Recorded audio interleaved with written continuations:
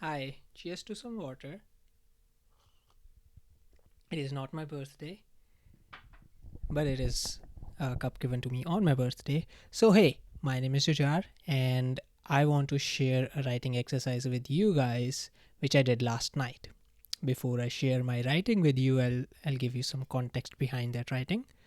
So, the context came from this thought of being isolated, not necessarily isolated emotionally or socially, but isolated physically.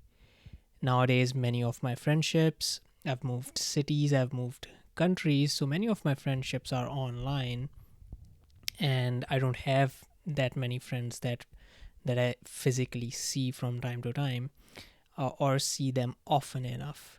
Also, I don't live with my family, and even though with all of this technology around me, I never feel alone, but I still wanted to quantify this feeling of isolation that I often feel.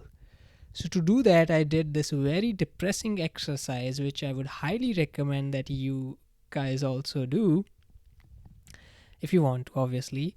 And the exercise goes something like this. So, there are two parts to this exercise.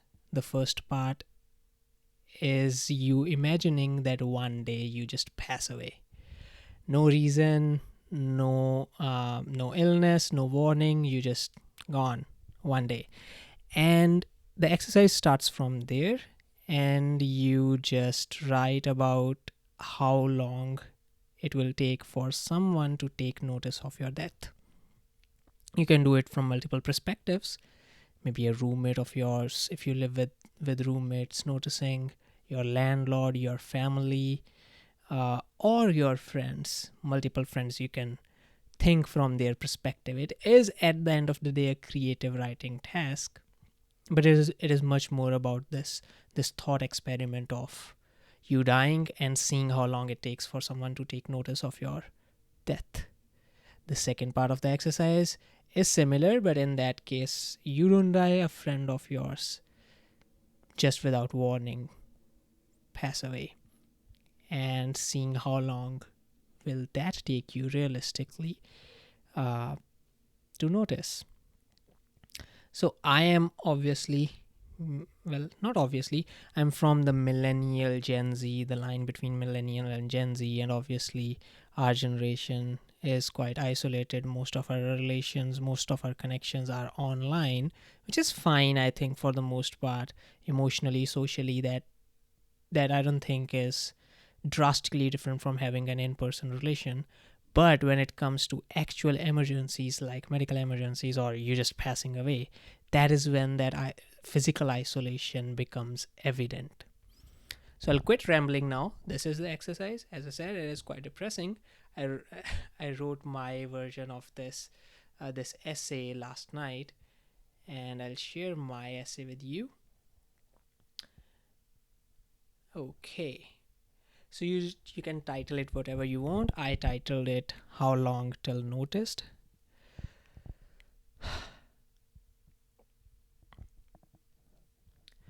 Do this thinking and writing exercise with me because I'm too scared to do it alone. I come home from a long night of work, having overexhausted myself for the third night in a row now, with depressingly little food in my stomach. Imagine then it becomes too much for my body friend to take. I peacefully collapse on my bed, never to wake up again. I become eternally silent, no breath, no burden to breathe, just the peace after losing the insignificant battle. I now become a little lighter at last, just the weight of my lifeless body laying there staring endlessly at the ceiling. My favorite part of my room. Enough with the euphemisms, I'm dead. How long till noticed? Do you have roommates? Yes, I do have roommates, but we don't check on each other. Days, weeks, maybe months would go by before they notice. You have friends, though, at least, right? Yes, I do. But it's been so long that I don't expect a call from. They don't expect a call from me, nor do I expect a call back from them. Hell, they don't even know where I live. My mum would call, though. That's good. But not picking up her call would mean that I'm just busy and not to be bothered. Not that my now gone self can even be bothered. A week goes by, a couple more missed calls from work and my dad, but a few voicemails later, my phone decides to join me too.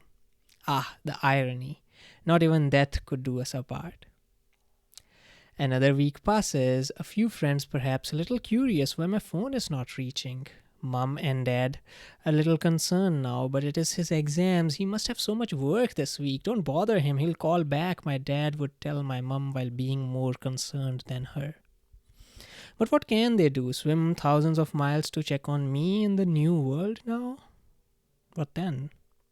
Thankfully, my rent will be due soon. Surely my landlord would find me before my still stressed stench would find its way to my roommates. Till then, my ceiling will keep me company. Hey, someone's knocking on your door. It's locked. They are yelling your name. Your parents had someone check on you. Quit the exercise now. Open the door for them. Wake up. They noticed. Finally, someone noticed.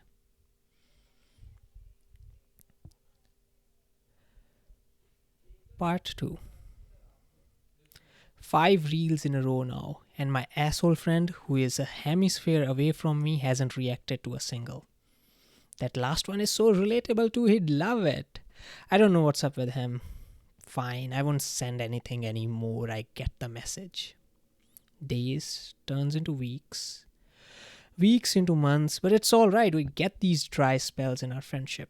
The best part, when we talk on the phone, it will be like we never stopped talking. And anyways, by that time, I would have so much to tell him. Surely he'd have a lot to say too. Next week, I'm calling for sure. Next week rolls on to the next, then the next, snowballing into 7 months, 3 weeks, and 5 days. Finally, I have time to call now.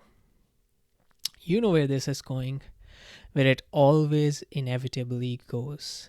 That's why I said I needed you here.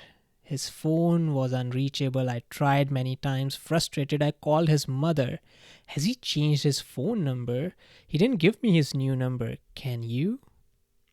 It's been almost a year now. I've been trying to get his new number, but I don't know why no one is giving it to me. He too stared at the lonely ceiling, waiting till I noticed.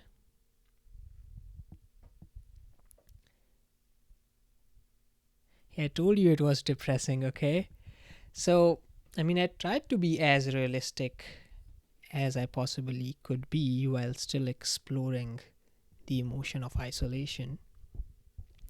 I didn't want to write much because the more detail I would put into it, the more it would feel like I'm just fantasizing about death, or it would just get too much to process. More than my own death, the first part, what hit me more was the second part. The friend that I'm talking about in the second part is quite a close friend of mine, a childhood friend, my best friend, I might even add. But because we don't live in the same country, because we don't have a certain routine of calling each other or checking up on each other, I probably would not notice him being absent.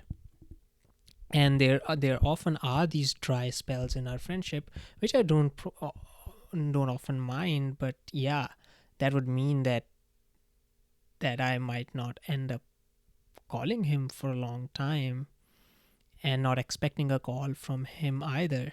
There might even be some ego play as well. He didn't reply to me, so I will not reply to him for a while, and then I might. And it is only a coincidence that I have his mother's number. For many of my other friends, I don't have any other contact information of theirs other than their own cell phone. So for many of my other friends, it would be even more depressing and even more long, if not, if I even ever get to know that they are not alive anymore.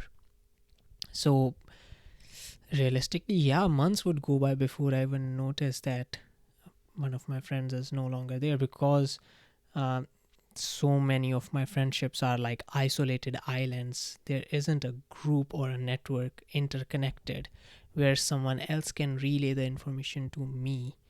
There are many friendships which is just me and that person, and there is no social circle, which I think is quite common for my generation, especially nowadays. So, if you found this mildly interesting, I would highly suggest that you do this exercise as well. Obviously, only if you uh, are not in a depressive state of mind. If you are, then I would highly suggest that you do talk to your friends, get some help, and perhaps in doing this exercise, just like how I have realized that I need more physical connections, I need more routine checks on my friends, unannounced and without any prompt. I, I am motivated to just call them out of the blue. And if they don't pick up my call, I think it is okay for me to feel concerned and constantly check up on them, even if it feels like a burden to do so. So if you end up writing this yourself, please share it any way you can, maybe in the comments or put up a link somewhere. And yeah, that's it. And I'll see you next time with an even more interesting writing exercise. Bye bye.